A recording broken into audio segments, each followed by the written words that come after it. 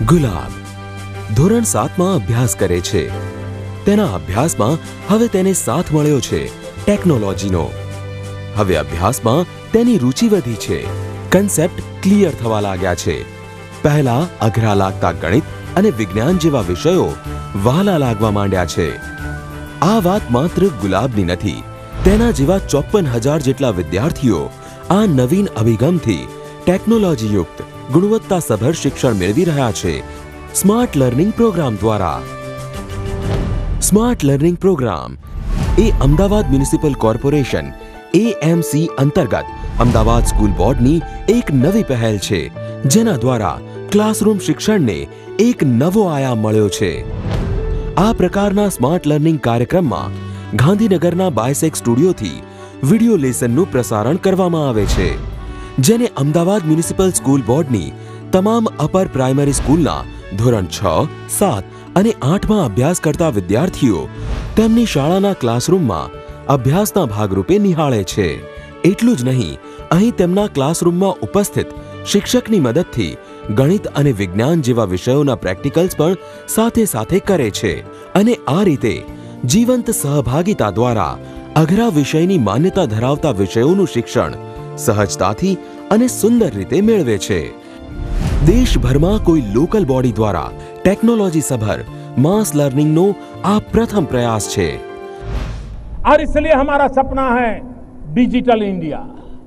जब मैं digital India कहता हूं तब ये बड़े लोगों की बात नहीं है, ये गरीब के लिए है. अगर ब्रॉडबैंड कनेक्टिविटी से हिंदुस्तान के गांव जुड़ते हैं और गांव के आखिरी छोर की स्कूल में अगर हम लॉन्ग डिस्टेंस एजुकेशन दे सकते हैं, आप कल्पना कर सकते हैं कि हमारे उन गांव के बच्चों को कितनी अच्छी शिक्षा मिलेगी. स्मार्ट लर्निंग प्रोग्रामની સંકલ્પના એ વર્ગખંડમાં શિક્ષકને રિપ્લેસ કરવા માટે નહીં, પરંતુ તેને સજ્જ કરવા તથા વર્ગ વ્યવહારને વધારે રસપ્રદ અને સુદૃઢ બનાવવા માટે કરાઈ છે. સ્માર્ટ લર્નિંગ પ્રોગ્રામના ઉદ્દેશ ગણિત અને વિજ્ઞાન વિષયની સંકલ્પનાઓની સમજ પ્રાયોગિક રીતે પ્રવૃત્તિ દ્વારા કરાવવી. ગણિત અને વિજ્ઞાન વિષયમાં ઉત્તમ શિક્ષકના શિક્ષણ કાર્યનો લાભ તમામ વિદ્યાર્થીઓને આપવો. નૂતન અધ્યયન પદ્ધતિઓ અને પ્રયુક્તિઓનો લાભ વિદ્યાર્થીઓ અને શિક્ષકોને આપવો. વિદ્યાર્થીઓને પાઠ્યપુસ્તક ઉપરાંત તે વિષયને લગતી વિશેષ માહિતી એટલે કે બિયોન્ડ ધ ટેક્સ્ટ મટીરિયલ્સથી અવગત કરાવવા.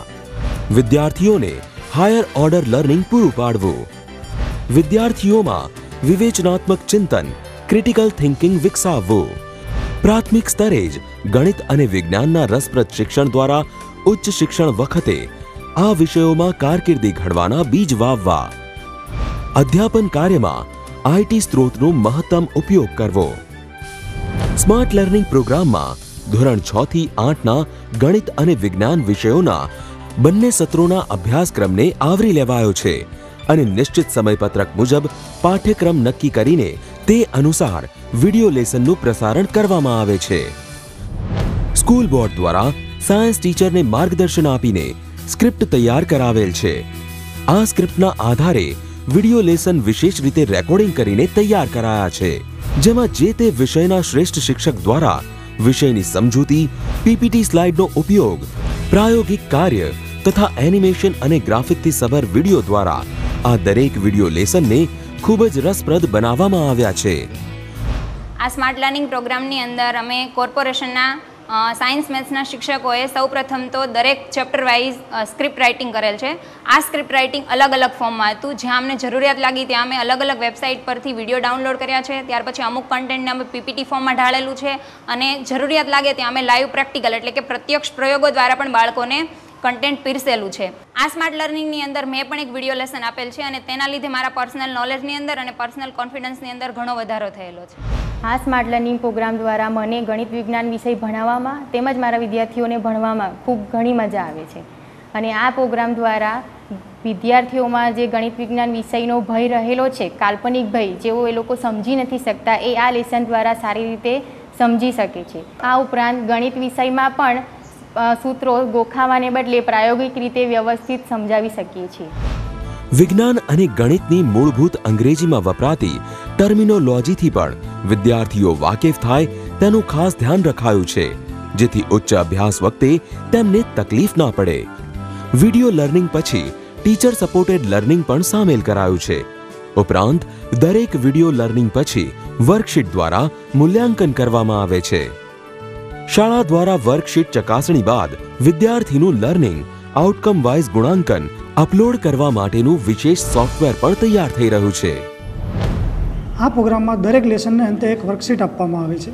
એ વર્કશીટ ચેક કર્યા બાદ અમને ખબર પડે છે કે વિદ્યાર્થીમાં કેટલી કચાશ છે અને એના આધારે બીજા દિવસે શું ભણાવવું, કેટલું ભણાવવું અને કેવી રીતે ભણાવવું તેના વિશે અમને માર્ગદર્શન મળી રહે છે. આમ દરેક સંકલ્પનાનું જે મૂલ્યાંકન કરવાનો જે કન્સેપ્ટ છે એ મૂર્તિમંત થાય છે.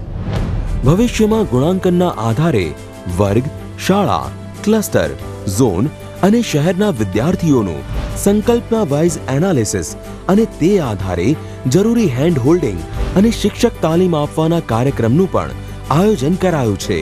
હાલ ગણિત અને વિજ્ઞાનના વિષયોનું વિડિયો લર્નિંગ તૈયાર કરાયું છે.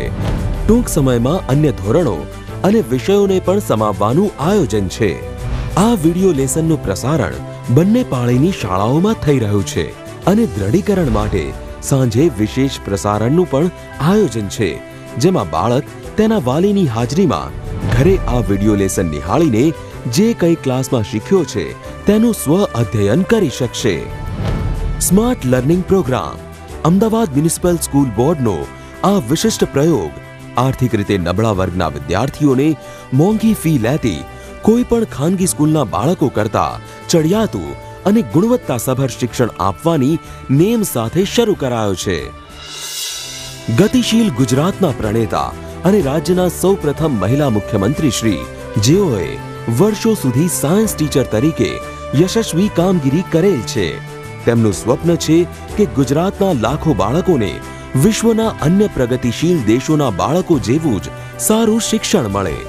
સ્માર્ટ લર્નિંગ એ તેમના આ સ્વપ્નને મૂર્તિમંત કરતો ડ્રીમ પ્રોજેક્ટ છે, જે આપણી નવી પેઢીને પ્રવૃત્તિલક્ષી, ક્રિયાશીલ અને જીવન ઉપયોગી શિક્ષણ આપીને સજ્જ કરશે. આ જ નવી પેઢી સારા વૈજ્ઞાનિક કે એન્જિનિયર બની આપણા માનનીય પ્રધાનમંત્રી શ્રીના મેક ઇન ઇન્ડિયાના સ્વપ્નને સાકાર કરશે.